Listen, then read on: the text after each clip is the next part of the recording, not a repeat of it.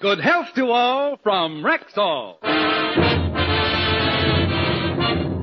It's the Phil Harris Alice Faye Show, presented by the makers of Rexall drug products and 10,000 independent Rexall family druggists. Good evening. This is your Rexall family druggist, feeling awfully embarrassed this evening. We hoped you'd like our 1-cent sale that ended yesterday. We were pretty sure we had some fine values. But we just weren't prepared for the way you flocked into Rexall drugstores all over the country.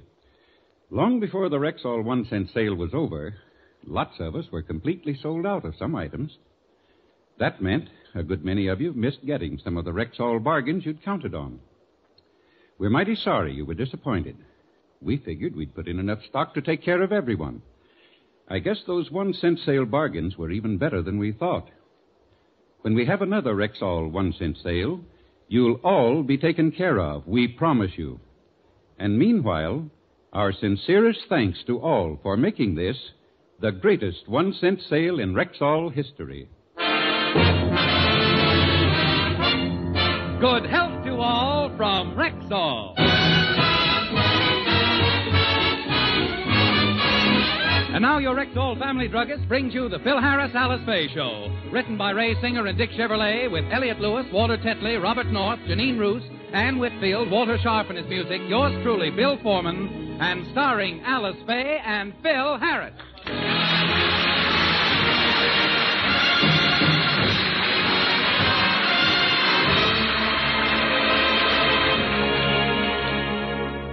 Tonight, Mr. Scott, the sponsor, is having a big formal party at his home in honor of the Harrises.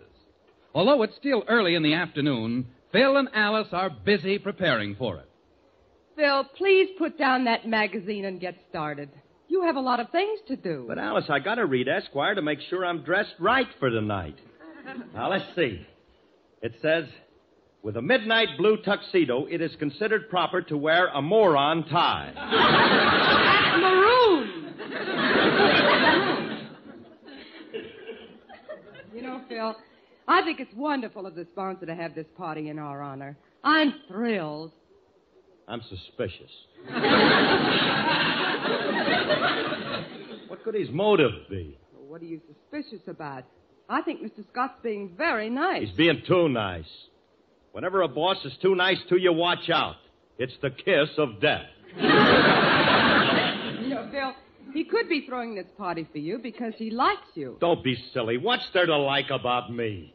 There must be a method in his madness, and Did I say what's there to like about me? Yes. Well, why don't you stop me when I say that?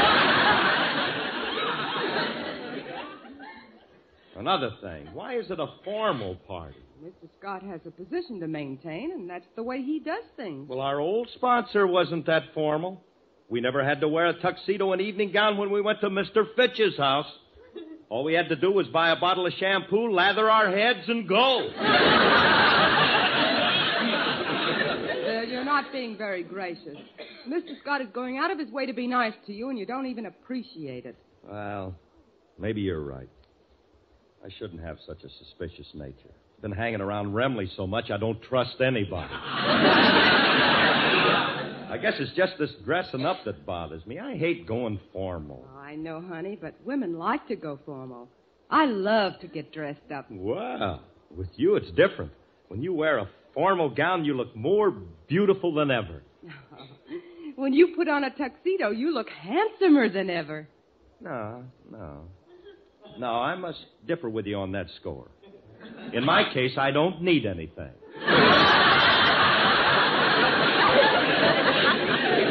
What makes you think you don't? Well, let's face it, Alicia. Do you have to put an orchid in a crystal vase to show off its beauty? Faye. Or a Van Gogh in a gaudy frame? Look, honey, no matter what you wear, you're still going to be the prettiest one there. And if you wear that blue evening gown, the one I like so much, you're going to be Mommy, absolutely this right. package just arrived for you. What's in it, Mommy? Open it up. Let's see. Well, not now, honey. It's not important. It's just a little something I need for the party tonight. What kind of a party is it going to be? Oh, it's a very formal affair. The nicest people in town are going to be there. Mr. and Mrs. Scott, a few Rexall vice presidents, some of our social leaders, the mayor. And Uncle Frankie. Frankie's been invited? Yeah, they slipped him in for contrast. You know, it'll break up the monotony of nice people. Uncle Frankie says he's going to bring a girl. Yeah. Oh, no. Phil, Frankie doesn't know any girls who would fit in with this crowd. He does so. He's bringing a debutante. Now, where would Frankie meet a debutante? They met at a big society party. He was what she had to bring back on one of them scavenger hunts.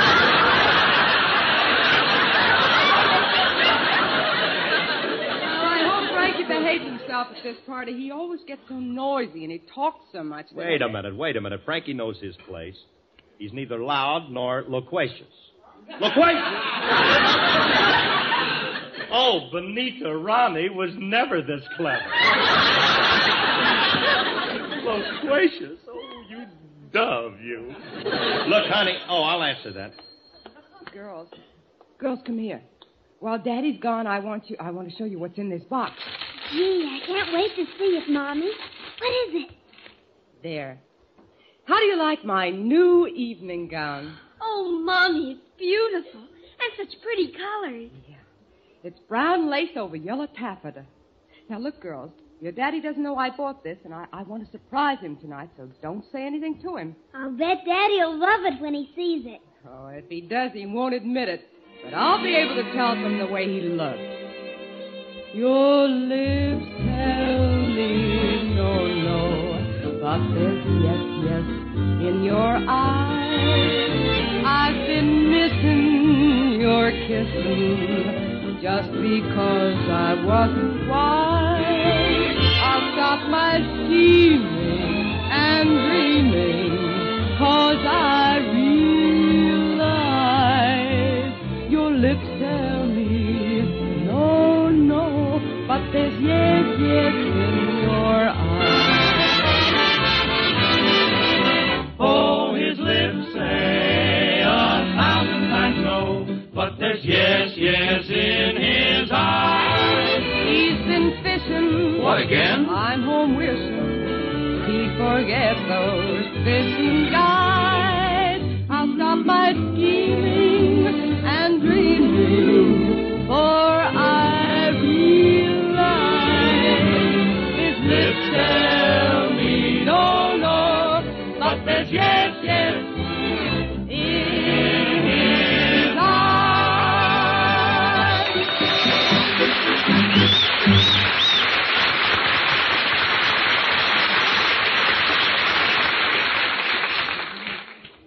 Well, I'd better put my new dress in the closet before your daddy sees it. I have to go to the hairdresser's, and remember, girls, not a word to your daddy about this dress. Okay, Mommy. Oh, Phil, I'm leaving now. By the way, who called before? Oh, that was your brother, Willie. What did he want? Well, he wanted to know if he should come over today, and I told him that he don't fit in the show this week, so he said, oh, fiddlesticks, and hung up. That's language. I won't be long, Phil. Bye. Bye, honey. Well, better start getting ready for the party tonight. It's for Rexall, so I better look healthy. First, I got to jack up the bags under my eyes. I think I'll fill in a few of those laugh lines. Just get a... Oh, there's the bell. Alice must have forgotten something. What'd you forget, honey? Nothing, sweetheart. Just came over to say hello. Oh, it's you, Franklin, huh? Come on in. I want to talk to you. Well, if you want me to, but I don't feel much like talking. What's the matter with you? Did somebody take the curl out of your corkscrew?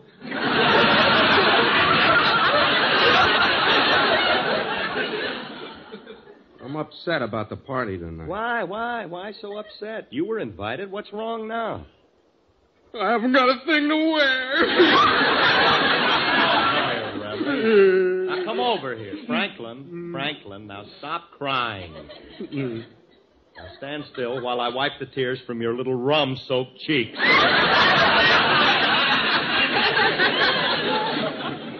Making a great big thing out of it. I'll lend you a tuxedo. You will? Sure. Oh, thank you, Curly. I'll also need shoes, studs, ties, socks, and money. give you everything but the money. That you'll have to rent from Alice.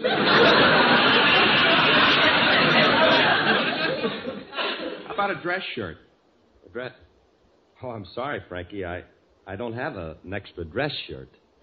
Well, that's a half-baked way of doing things. I can't wear a dress jacket with nothing under it. Just try it. It might cause a little talk. You'll be the only guy wearing a tuxedo with a plunging neckline. Oh, cut it out. It would be very provocative. Hmm? Look, you can go out and buy a dress shirt. Yeah, I suppose I can, but that doesn't solve my big problem. What's the matter now? My girlfriend doesn't have an evening gown. A debutante doesn't have an evening gown? Oh, the Deb ain't going with me. Why not? Well, she don't feel comfortable in a low-cut evening gown. She's self-conscious about her tattoo.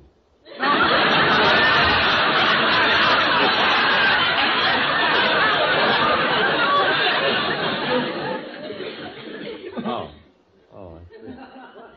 When she wears a low-cut gown, her tattoo shows, huh? Well, not all of it.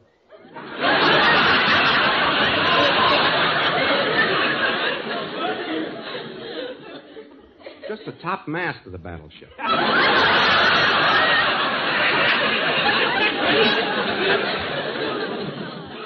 Well, she'll still be able to receive messages.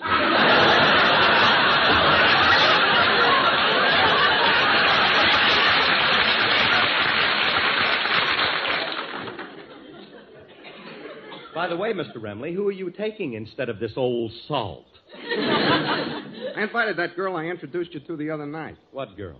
The Austrian one. Oh, yeah, the one that looks like Erich von Stroheim. It's a nasty thing to say about her just because she happens to have a saber wound on her cheek.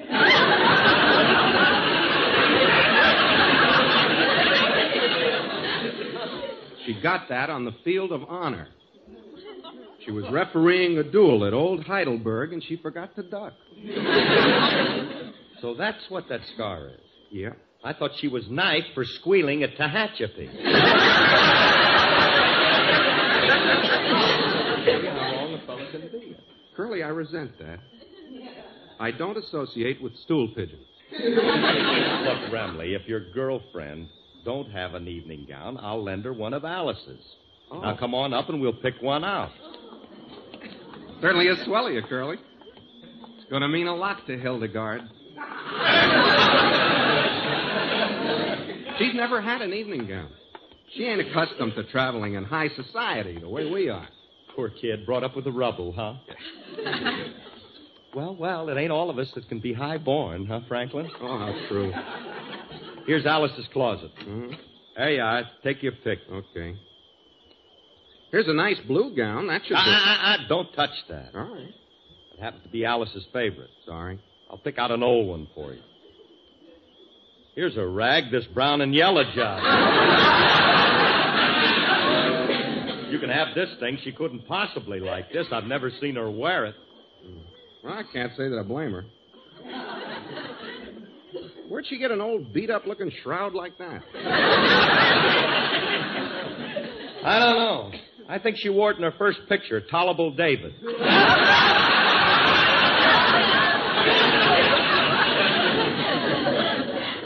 Curly, you don't expect my girl to wear this thing, do you? Might look good on your girl. I don't want it. Even if I liked it, it's too daring. Ain't got any straps. Might fall down. Yeah. Hey, I'll tell you what. What? I'll throw in a pair of suspenders. Now will you take it? I don't know. What color suspenders? Fireman red. Anything you want. Just take the dress and get it out of here. It makes me nauseous to look at it. Now, come on. I'll drop you off at your girl's house. I got to go down to the shoe shop and pick up my patent leather pumps. Ooh, okay. Hey, Curly, you think we'll have any fun at this party tonight? Fun? How can we miss when we're going to have square dancing? Since when have you been interested in square dancing? Since I recorded the song for Victor that I'm about to sing. Helps the sales, you know. Do you have to sing, Curly? Yeah, now be quiet and let me make a living, huh? Now, Silas Lee from Tennessee got a call from an agency to furnish music for a swell affair. He played a while, then came a lull, and Silas found the party dull. He then got up and loudly did declare, look here, you folks ain't having fun. I'd like to show you how it's done way back in them there hills of Tennessee. We'll do a square dance, one and all. You folks get set to hit the ball, and I'll give out with mountain melody. Go and call the neighbors in to have some fun. It ain't no sin. The music's ready to begin, so listen to the fiddler play. Take that carpet off the floor. Leave your shoes outside the door. Come on, do your dancing chore. Everybody dance. The guests were taken by surprise as Silas opened up their eyes with music they had never heard before. He said, this dance is new to you. I'll call the set, you follow through. So choose your partners. Get out on the floor. Now you down there with the fancy socks, grab that gal with all them rocks, hit the floor and rattle your hops, listen to the fiddler play. Round and round, let her go, sashay left and do-si-do, turtle back and hold that row, everybody dance. Then Mrs. Stuyvesant McGee latched on to Senator McCree and started pitching, winging round and round. The Count and Countess de la Mole were promenading across the hall, and soon society was hoeing down. Circle left, circle right, keep your hardware out of sight. Ain't no time to start a fight, everybody dance. Then Silas really set a pace, and now in every swanky place, no more the modern dances will you see. For since they got so many thrills, the dance that came down from the hills is now the craze of high society. From Hollywood to Boston, Mass, throughout the land, the upper class are choosing partners for a jamboree. And now at every swell affair, who's calling sets and fiddling there? No one but Silas Lee from Tennessee.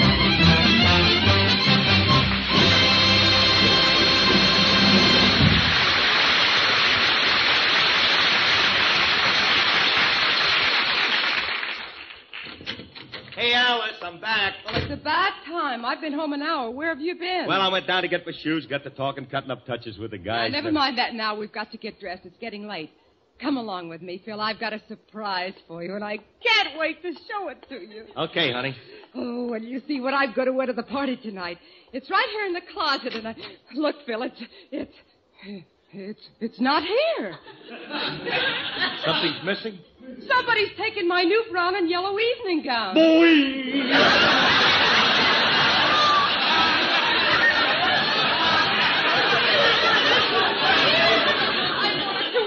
It must be someplace around. Help me look for it, Phil. Oh, look, honey, I haven't got time now. My plane's leaving for Indochina.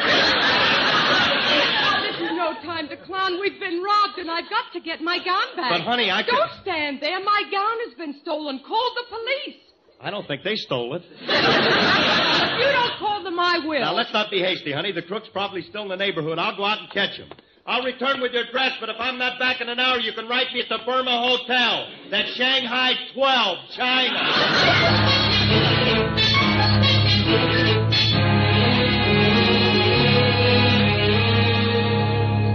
Oh, Frank. Oh, Frankie, thank goodness I found you. I've been looking all over for you for the last 2 hours. What's all excitement about? That dress I gave you for your girlfriend. Alice wants to wear that tonight. Alice wants to? Isn't she being a little presumptuous? Why should Hildegard loan her dress to a stranger?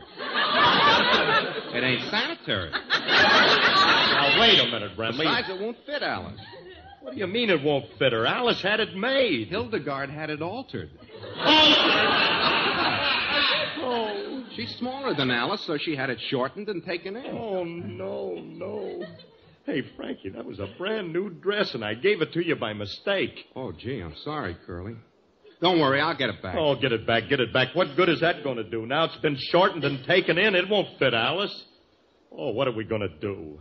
Well, there's only one thing we can do. We'll have to shorten Alice and take her. Really, when you cut it out, I know Wait a minute, Curly. Why don't you go to the place Alice bought the dress and get her another one just like it? Yeah. Sure. Yeah. She'll never know the difference, huh? Huh? Well, then come on, Frankie. I know where Alice buys her clothes.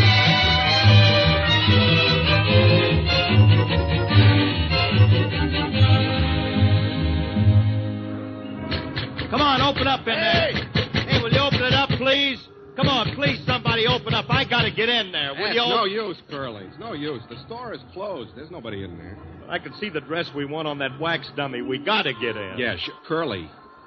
The door is locked. Then we'll have to force the lock. Fine. How? Well, if we had a nail file, we could pry it. If we had a hammer, we could break it. Why don't you breathe on it and melt it?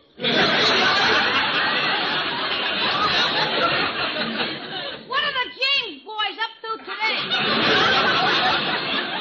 Well, if you must know, Julius, I'm going to a formal tonight, and I gotta get an evening gown. What happened to the one you wore in Atlantic City?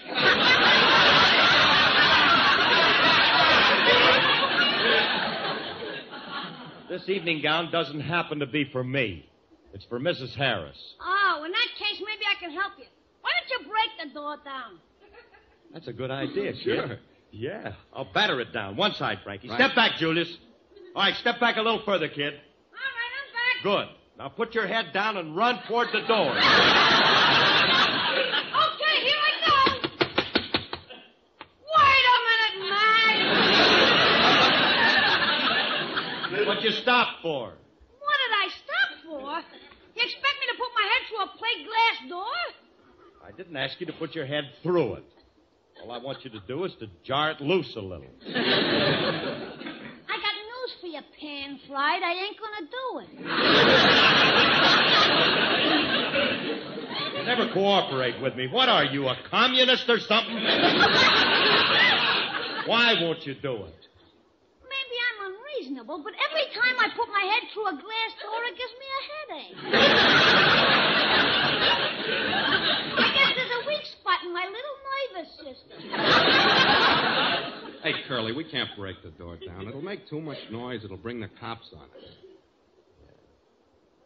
Well, I'll tell you what we got to do. Right. We got to find a quiet way to get in. Right. Quiet way, huh? I got it. All you gotta do is take a rock and throw it through the window like this.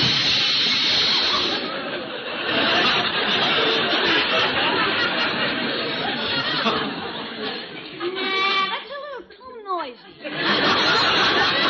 Julius, you little monster, what are you trying to do? Pipe down, you jerk. You'll bring the cops down on it.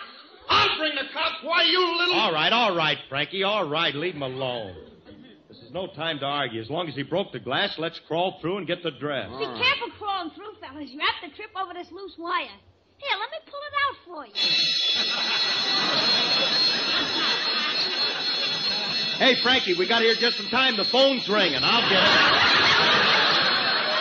Hey, wait a minute.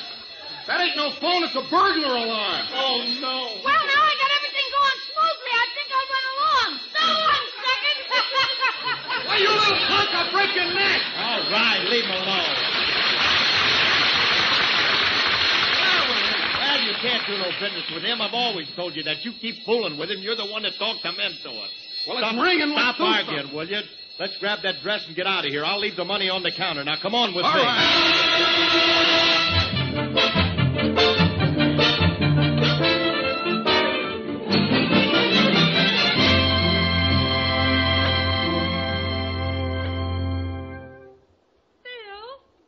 You managed to get my dress back? Never mind now. Just put it on, honey, and let's get going. Hey, Frankie.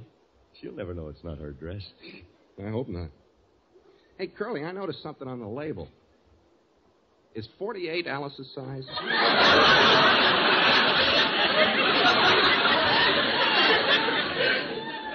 No. I don't think so, but what if it is a little snug? Don't worry about that, kid. She's got the figure to wear one of them tight-fitting, strapless gowns. She'll get into it all right. Bill, will you come in here a minute, please? Okay, honey. Excuse me a minute, Franklin. Yeah, you bet. What do you want, honey? Alice, why are you standing there with the top of your dress in your teeth? That's the only way I can hold it up. It's too big for me. Didn't fit this way in the store. What happened? Well, maybe when I grabbed it back from the guy, I stretched it a little.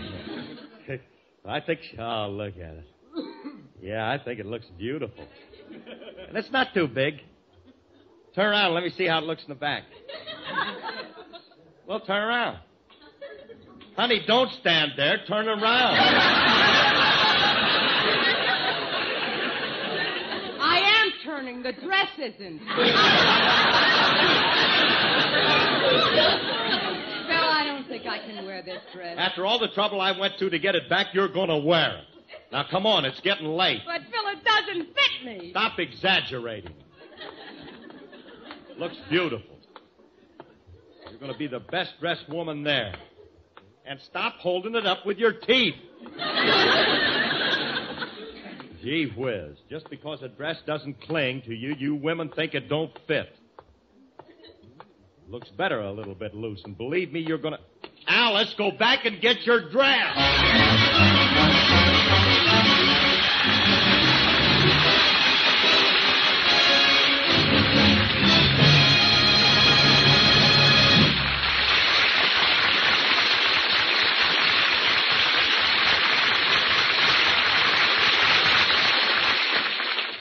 Alice and Phil will be back in just a moment. But first, here's your Rexall family druggist. I wonder what's the most common under-the-weather complaint in the average family. Well, I know what it is in mine. Acid indigestion and plain old sluggishness. You know, I was sure that's what you'd say. And I'm also sure that's why so many millions of bottles of Rexall milk of magnesia are on hand right now in family medicine cabinets. Do you recommend Rexall milk of magnesia? Me and 10,000 other Rexall family druggists. You see, ma'am, the wonderful thing about Rexall milk of magnesia is that it's both a quick-acting antacid and thoroughly effective yet gentle laxative. What's more, Rexall milk of magnesia is free from unpleasant, earthy taste. Oh, yes, that taste is so disagreeable. That's right, ma'am. But Rexall milk of magnesia is light, smooth, and non-thickening. It's so pure, so thoroughly mild that even a child can spot the difference. So if acid indigestion or sluggishness is your family's number one complaint... And it is. Try Rexall milk of magnesia. 10,000 family druggists will tell you you can depend on any drug product that bears the name Rexall. Good health to all from Rexall.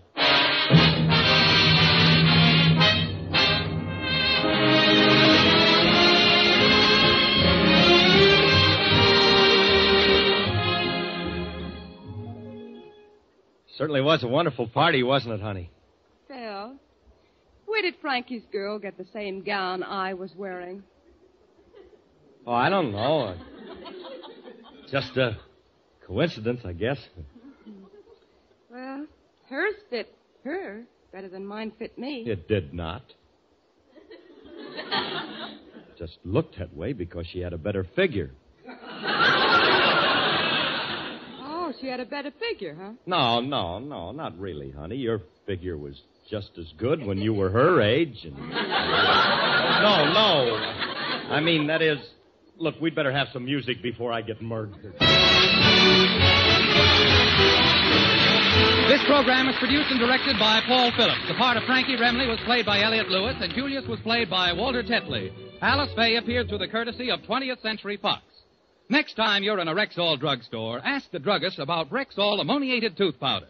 It's made according to the real and official University of Illinois formula that has proved so successful in reducing tooth decay, and backed by the same high standards that apply to all of Rexall's 2,000 drug products.